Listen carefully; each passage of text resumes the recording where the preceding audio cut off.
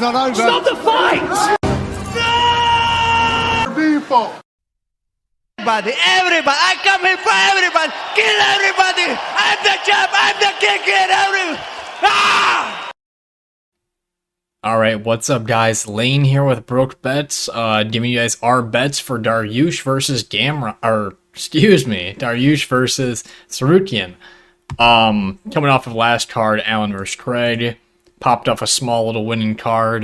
Talbot by KO is really the only thing that truly got us. Coming to this one, we got 5 good bets for you guys.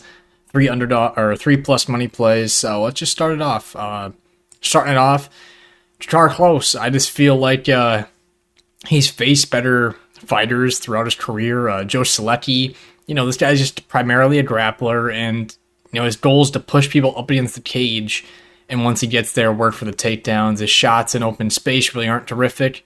Drakkar Klose's wrestling's pretty good, and I feel like Solecki will be the one slowing down in this fight because he'll be the one shooting all the takedown attempts. And as I said, they're not super clean. And then as well, Joe, if he does win round 1, I've seen in prior fights where he's just way too comfortable just to lay on his back. And if Drakkar wants to sit in his guard, Drakkar does like to go for damage, and I can totally see him just ground and pounding him out. So I like Klose here. I think it's just him on the feet, and I think it's him with the gas. And Joe Solecki's resume, not too impressive. Obviously, the scare is just like back control and a possible rear naked choke, but I think the odds are in Klose's favor, and I like the line a lot. So 1.25 unit play.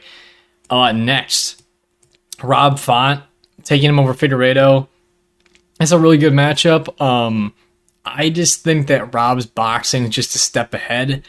And if Davidson's struggling with Brandon Moreno's jab and Brandon Moreno's, high volume in his punching, which is most of the time where I saw Figgy really struggles when he's on the back foot, and Rob really likes to pressure forward on people. So I think Rob's going to press him until he honestly knocks him out.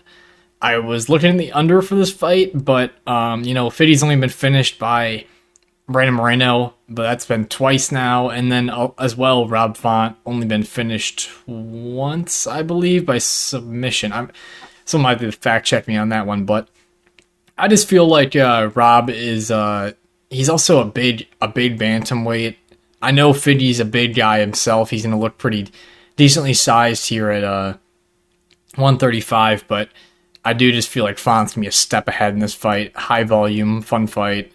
Biggest scare, Font doesn't wear damage that great, so if Fiddy does have some big punches, that is my worry. But again, boxing, baby.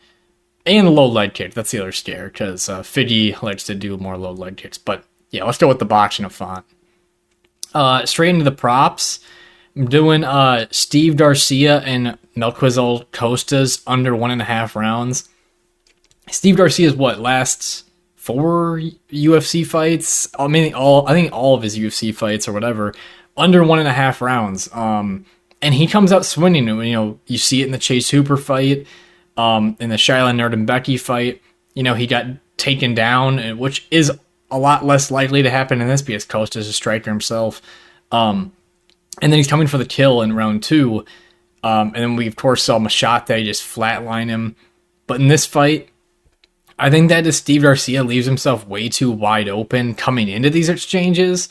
And Costa, who likes to throw kicks, also can cut down the range with a punch or two. We've seen that Garcia's already been knocked out before. I feel like that under 1.5 is a really good play. And to get it at plus money, I think it's just a win here. Obviously, the lighter weight classes, they struggle with these under 1.5 a little bit more, but I just think this is going to be pace. Add a crowd into it too, and you just get more action, more bang for your buck there for unders, I believe. So next, give me Soriano by KO. Dustin got killed by Abus with a front kick, and Abus is a good fighter. Obviously he's gas tank issues, but Puna is just. He is a little bit of first rounder bust with that knockout because he's just going for the kill, but I just don't see any head movement on the Stoltzfus side. And Soriano, he wins by knockout. I mean, he has a couple, I think 1 or 2 wins by decision otherwise, but this is me him pressing forward, just letting that left hand go, and it really just comes down to, can Stoltzfus get takedowns to stop that? And Puna does have, moments in his career where he has been taken down quite a bit, maybe because he's a little bit undersized for 185.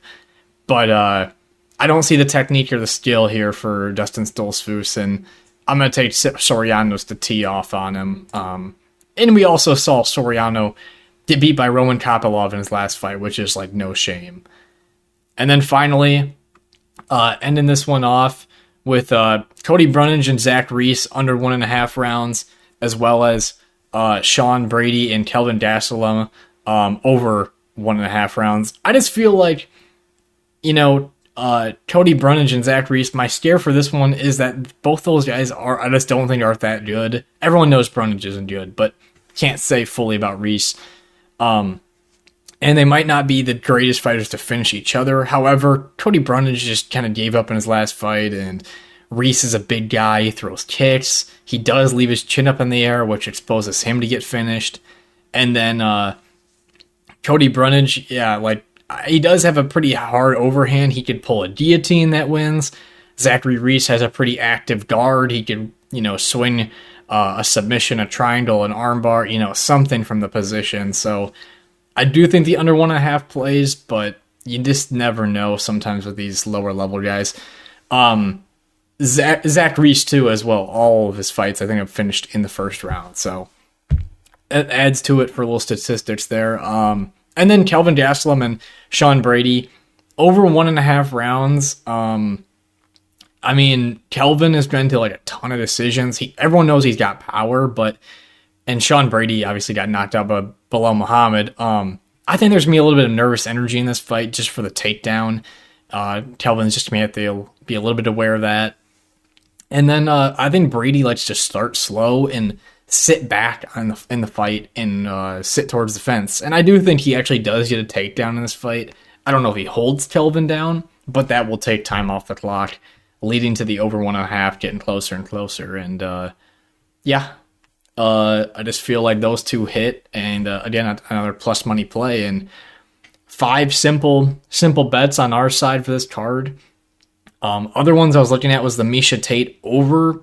However, I just don't even want to think about that fucking fight, so might get food during it, which is almost a good time to get a bet on it, so you don't have to watch it. But I just feel like Miesha Tate is a punching bag, but she can actually take the punches without getting knocked out, it seems like, at least in her recent fights. And then I thought maybe pairing that with Jalen Turner would be a good option. As for the main event, it's kind of like Beneil Dariush by decision is something I've seen that just seems like a good bet. It's like plus 600 or something. That's pretty good number for probably how Armen would lose. I mean, maybe by knockout, but also sneaky play, Ihor Potieria and Rodolfo Bellato over 1.5 rounds. I think that one goes over. I can't trust it, though. I feel like just those, they both go pretty high pace, so I'm not going to try to play it. But once again, guys, these are the bets. Hope we all win some bets, and good luck, of course, to everyone this weekend. So, peace! I know. It doesn't matter from the trenches. I'm built like this. Don't doubt me, I couldn't do it. The odds that I couldn't do it. Look at me now.